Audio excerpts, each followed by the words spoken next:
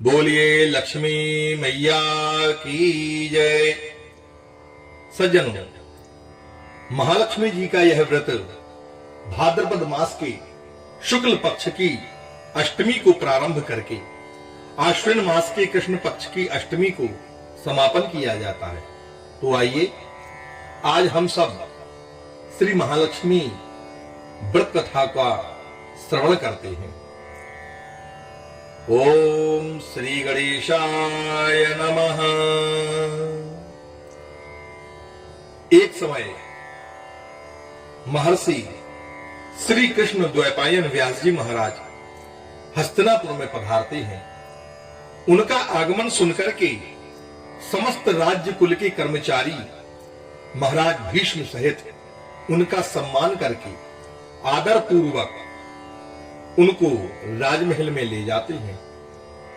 महाराज जी को स्वर्ण के सिंहासन पर विराजमान करके अर्घ्य, पाद्य, आचमन इत्यादि से उनका स्वागत, वंदन, पूजन करके जब व्यास जी महाराज के स्वस्थ चित्त हो जाने के बाद में उनको प्रसन्न देखा, तब राजरानी गांधारी तथा माता कुंती ने हाथ जोड़कर के व्यास जी महाराज से प्रश्न किया कि महाराज, आप त्रिकालज्ञ तत्वदर्शी हैं। आपसे हमारी प्रार्थना है कि हम स्त्रियों को कोई ऐसा व्रत व सरल पूजन बताइए जिससे हमारी राज्य लक्ष्मी, सुख, पुत्र, पौत्र, परिवार सदैव सुखी रहे।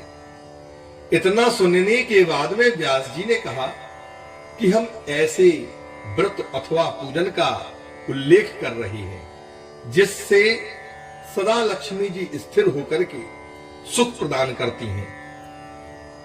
वह श्री महालक्ष्मी जी का व्रत है जिसका पूजन प्रतिवर्ष आश्विन अर्थात कुंवार के महीने में कृष्ण पक्ष की अष्टमी को किया जाता है। तब राजरानी गांधारी ने कहा, महात्मन, यह व्रत कैसे आरंभ होता है, किस विधान से इसका पूजन होता है, यह कृपा करके विस्तार से बताने का कष्ट करें। तब महर्षि जी ने कहा कि यह व्रत भाद्रपद मास के शुक्ल पक्ष की अष्टमी के दिन सुबह व्रत का मन में संकल्प करके किसी जलाशय इत्यादि में जाकर के स्नान करें, स्वच्छ वस्त्र धारण करें, ताजी दूर्वा से श्री महालक्ष्मी जी को जल का तर्पण देकर के प्रणाम करना चाहिए। फिर घर आकर के शुद्ध 16 धागा का एक गड़ा बना करके एक गांठ उसमें प्रतिदिन लगानी चाहिए।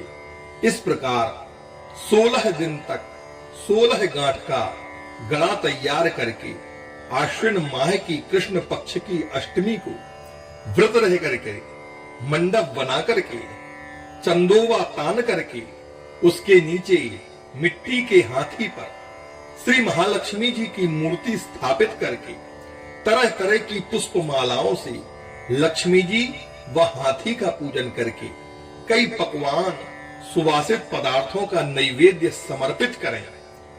श्री श्रद्धा सहित महालक्ष्मी जी का व्रत करने से आप लोगों की राज्य लक्ष्मी सदा स्थिर रहेगी। ऐसा विधान बताकर के व्यास जी महाराज अपने आश्रम की ओर प्रस्थान कर जाते हैं। इधर समयानुसार भाद्रपद मास की शुक्ल पक्ष की अष्टमी से समस्त राजघरानों की नारियों ने व नगर की स्त्रियों ने श्री महालक्ष्मी जी के व्रत को आरंभ कर दिया। बहुत सी नारियां गांधारी के साथ मान प्रतिष्ठा बढ़ाने हेतु व्रत का साथ देने लगी। कुछ नारियां माता कुंती के साथ भी व्रत आरंभ करने लगी, पर गांधारी जी के द्वारा कुछ द्वेष भाव माता कुंती के साथ चलने लगा। ऐसा होते होते 15 दिवस व्रत के समाप्त होकर के जब 16वां दिन आश्विन कृष्ण पक्ष की अष्टमी का आता है, तब उस दिन प्रातः काल से ही नगर के नर नारियों ने श्री महालक्ष्मी जी के व्रत का उत्सव मनाना आरंभ कर दिया और समस्त नर नारी राजमहल में श्री गांधारी जी के यहां उपस्थित होकर के तरह तरह से महालक्ष्मी जी के मंडप व माटी के हाथी को बनाने की, सजाने की बड़ी बड़ी तैयारियां करने लगे। गांधारी जी ने भी नगर की सभी प्रतिष्ठित स्त्रियों को बुलाने के लिए सेवक भेजे, परंतु माता कुंती को नहीं बुलाया और ना ही कोई सूचना इस महालक्ष्मी जी के व्रत के उत्सव में शामिल होने की उनको प्रदान की गई। जब माता कुंती ने ऐसा भाव गांधारी जी का देखा तो उन्होंने बड़ा दुख और रंज मनाया। उत्सव वाद्य की जो ध्वनियां हैं वो पूरे नगर में गुंजारने लगी। सारे हस्तिनापुर में खुशी की लहर दौड़ गई। माता कुंती ने अपना अपमान माना, कोई व्रत की तैयारी नहीं की। वो इस प्रकार के शोक में डूबी ही हुई थी कि उसी समय उनके पांचों पुत्र युधिष्ठिर, भीम, अर्जुन, नकुल और सहदेव ये पांचों वहां पर उपस्थित होते हैं और अपनी माता को बड़ा दुखी देख करके अर्जुन ने अपनी माता से हाथ जोड़ करके प्रश्न किया कि हे माते, आप इतनी दुखी क्यों हो? क्या हम भी आपके दुख का कारण समझ सकते हैं अथवा उस दुख को दूर करने में सहायक हो सकते हैं? आप कृपया बताइए। तब माता कुंती ने कहा कि बेटा, यह जातीय अपमान है। इस जाति अपमान से बढ़कर के कोई दुख संसार में नहीं है। आज नगर में श्री महालक्ष्मी जी के व्रत का उत्सव राजरानी गांधारी ने किया है। सारे नगर में सारी औरतों को मान प्रतिष्ठा सहित बुलाया गया है, परंतु तुम्हारी ईर्ष्यावश मेरा अपमान करके उत्सव में नहीं बुलाया है। तब अर्जुन ने कहा, माता, क्या वह पूजा सिर्फ दुर्योधन के महल में ही हो सकती है? आप अपने महल में क्यों नहीं कर सकती? तब माता कुंती ने कहा कि बेटा, तुम बहुत भोले हो। महालक्ष्मी जी के व्रत का साज सामान इतना अधिक है कि वो इतने जल्दी तैयार नहीं हो सकता है, क्योंकि गांधारी के 100 पुत्रों ने मिट्टी का एक विशाल हाथी बना करके तैयार किया है और पूजन का साज सजाया है।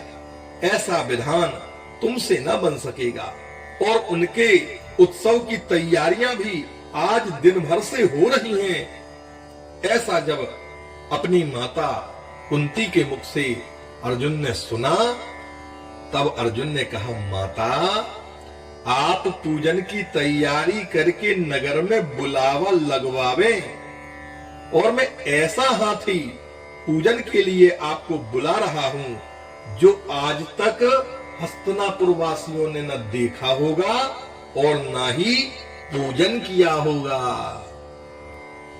अर्जुन ने कहा, माता, मैं आज ही इंद्रलोक से इंद्र का ऐरावत हाथी जो समुद्र मंथन से निकला था, जो कि देवताओं में परम पूजनीय है, उसे बुला करके मैं आज आपकी पूजा में उपस्थित करा दूंगा।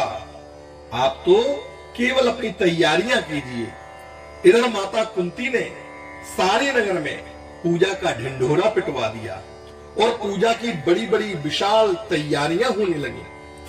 तब अर्जुन ने सुरपति इंद्र को ऐरावत भेजने के लिए पत्र लिखा और एक दिव्य बाण में बांध करके धनुष पर रख करके देवलोक में इंद्र की सभा में फेंका। इंद्र ने बाण से निकाल करके पत्र को खोला और पढ़ा तो आश्चर्य से अर्जुन को लिखा कि हे पांडु नंदन, ऐरावत को तो मैं भेज दूंगा, पर वह इतनी जल्दी स्वर्ग से कैसे उतर सकता है? तुम इसका उत्तर शीघ्र लिखो। पत्र पाकर के अर्जुन ने पत्र में बाणों का रास्ता बना करके हाथी उतारने की प्रार्थना लिख करके उसको वापस कर दिया। इंद्र ने मातिल सारथी को आज्ञा दी कि ऐरावत हाथी को पूर्ण रूप से सजा करके हस्तिनापुर में उतारने का तत्काल प्रबंध करो। महावत ने तरह तरह के साज सामान से ऐरावत को सजवाया। देवलोक की अंबर झूल डाली गई। स्वर्ण की पालकी, जो पालकी थी, वो रत्न जड़ित कलशों से बांधी गई। माथे पर रत्न जड़ित जाली सजाई गई। पैरों में घुंघरू स्वर्ण मणियों की बांधी गई। ऐसी चकाचौंध महाराज जी, किस चकाचौंध के ऊपर मानव जाति की तो आंखें ठहर ही नहीं सकती थी। इधर सारे नगर में धूम मच गई।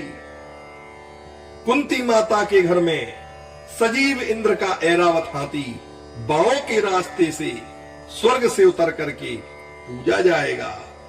सारे नगर के नर नारी, बालक, वृद्धों की भीड़ ऐरावत को देखने के लिए एकत्रित होने लगी। गांधारी के राजमहल में इस बात की बड़ी चर्चा फैल गई।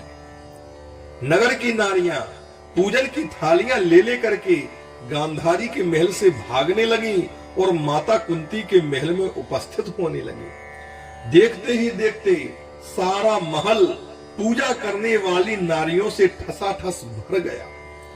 सारे नगरवासी ऐरावत के दर्शन करने के लिए गलियों में, सड़कों पर, महलों की अटारियों पर एकत्रित होने लगे। माता कुंती ने ऐरावत को खड़ा करने हेतु रंग बिरंगे चौक को पुरवा करके, रेशमी नवीन वस्त्र बिछवा करके उसके स्वागत की बहुत विशाल तैयारियां की।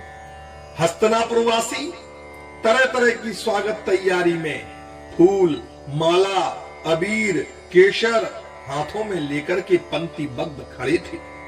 इधर इंद्र की आज्ञा पाकर ऐरावत स्वर्ग से बाणों के बनाए रास्ते से धीरे धीरे, शनय शनय आकाश मार्ग से उतरने लगता है। उसके आभूषणों की आवाज नगरवासियों को आने लगती है। ऐरावत के दर्शन होते ही नगर के नर नारियों ने जय जयकार के नारे लगाना आरंभ कर दिया। ठीक सायंकाल के समय ऐरावत हाथी माता कुंती के महल के चौक में उतर आया। तब समस्त नर नारियों ने पुष्प, माला, अबीर, केशर इत्यादि चढ़ा करके उस ऐरावत हाथी का स्वागत किया। महाराज धौम्य पुरोहित के द्वारा ऐरावत हाथी के ऊपर श्री महालक्ष्मी जी की मूर्ति को स्थापित करा करके वेद मंत्रों के द्वारा पूजन किया गया। नगरवासियों ने भी महालक्ष्मी जी के पूजन का स्वागत करके ऐरावत हाथी की पूजा की। फिर तरह तरह के मेवा, पकवान लेकर के ऐरावत को खिलाए गए। ऊपर से यमुना जल पिलाया गया। फिर तरह तरह के पुष्पों की ऐरावत के ऊपर वर्षा की गई। पुरोहित जी द्वारा स्वस्ति वाचन, पुण्याह वाचन करके व्रती नारियों द्वारा लक्ष्मी जी का पूजन विधि विधान से कराया गया। कुंती ने व्रत के डोरा के गड़े में 16वीं गांठ लगा करके लक्ष्मी जी के सामने समर्पित किया। ब्राह्मणों को पकवान, मेवा, मिठाई दे करके भोजन की व्यवस्था की गई। तब वस्त्र, द्रव्य, सुवर्ण, अन्न, आभूषण इत्यादि देकर के ब्राह्मणों को संतुष्ट किया गया। तत्पश्चात सभी व्रती नर नारियों ने श्री महालक्ष्मी जी का दीपक जला करके प्रेम पूर्वक संपूर्ण पूजन किया और माता लक्ष्मी जी की आरती करी। आरती के बाद में माता लक्ष्मी को पुष्पांजलि समर्पित की गई। उनकी प्रार्थना की गई कि हे मां लक्ष्मी, जिस प्रकार आप सब पांडवों पर प्रसन्न होकर के उनको अभय एवं महालक्ष्मी प्रदान की है, उसी तरह हम सभी लोगों को भी अपना आशीर्वाद प्रदान करें और हमारा घर धन, धान्य और मांगलिक वस्तुओं से सदैव परिपूर्ण रहे। हमारे घर पर आपकी कृपा सदैव बनी रहे। ऐसी मां लक्ष्मी जी से हम सब भी प्रार्थना करें।